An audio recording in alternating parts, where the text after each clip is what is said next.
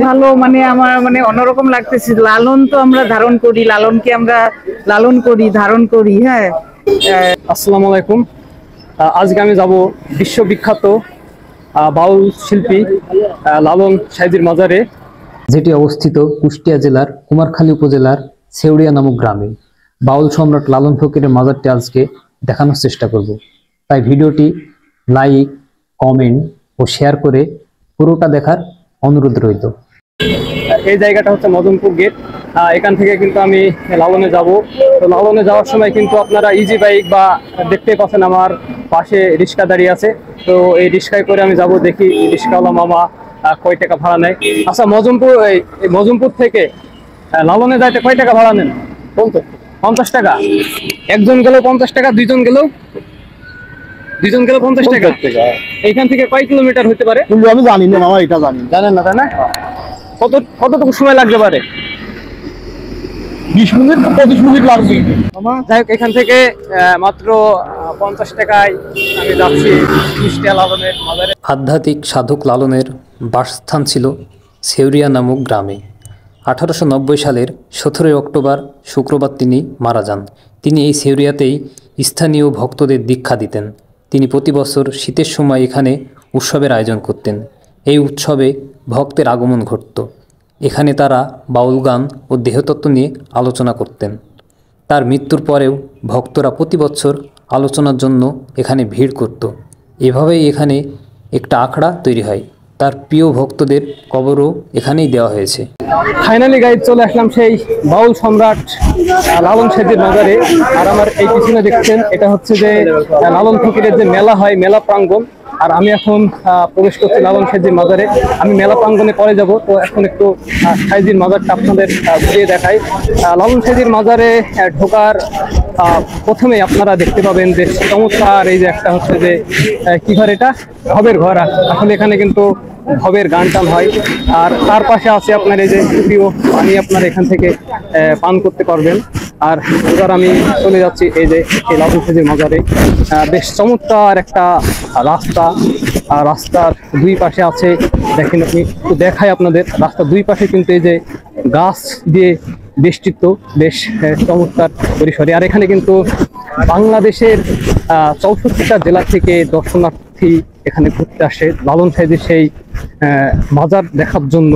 তো আমি দেখাবো আপনাদের এই লালন সাইদির মাজারটা আজকে।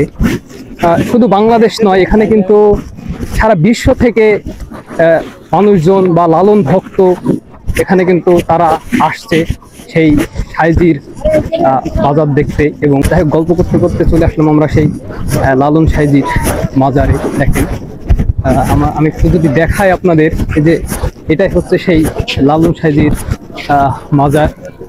আমি জানি না এখানে ঢোকার অনুমতি আছে কিনা, তো দেখি যদি থাকে আপনাদের দেখানোর চেষ্টা করব। তো চলুন যাই।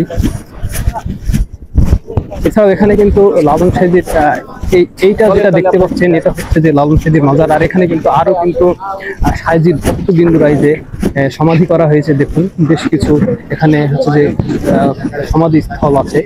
তো এখানে প্রবেশ করার সময় কিন্তু জুতাগুলো কিন্তু এখানে খুলে আপনাদের প্রবেশ করতে হবে। এটা হচ্ছে অডিটোরিয়াম রুম।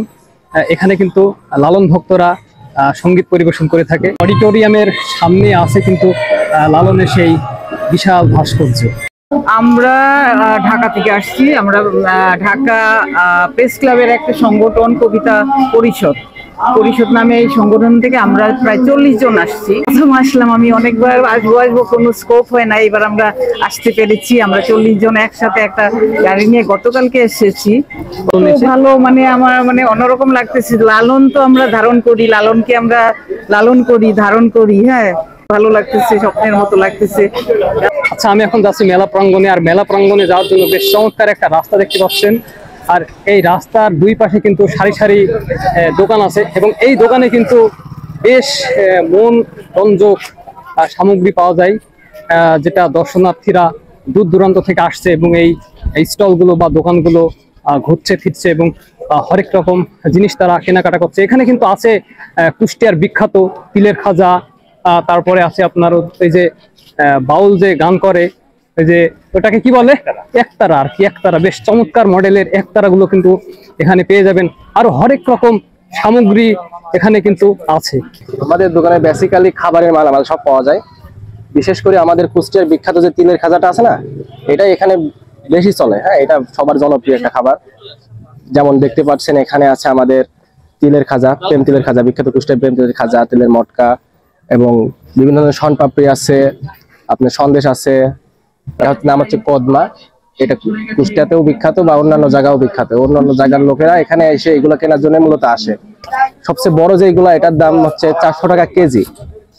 এই সেই লালনের মঞ্চ, বাৎসরিক প্রোগ্রামগুলো কিন্তু এই মঞ্চেই হয়ে থাকে। আর এই এরিয়াটা একবার দেখুন, আপনাদের এরিয়াটা একটু দেখাই, বেশ বিশাল চমৎকার। কিন্তু এই যে লালনের প্রোগ্রাম যখন হয় তখন কিন্তু এই প্রাঙ্গণে কিন্তু প্রোগ্রামটা হয়ে থাকে। লালন মঞ্চের পেছনেই আছে কিন্তু আপনার এই যে কালী নদী আর কি। এছাড়া কিন্তু এই যে এখানে একটু আপনাদের দেখাই, দেখতে পাচ্ছেন এখানে কিন্তু লালনের একটা ভাস্কর্য আছে, যেটা এই লালন মঞ্চের প্রাঙ্গণে আসলে আপনারা দেখতে পাবেন। ধন্যবাদ সবাইকে, আজকে এখানে শেষ করলাম। দেখা হচ্ছে পরবর্তী কোনো ভিডিওতে। ভালো থাকবেন, সুস্থ থাকবেন, বাই বাই।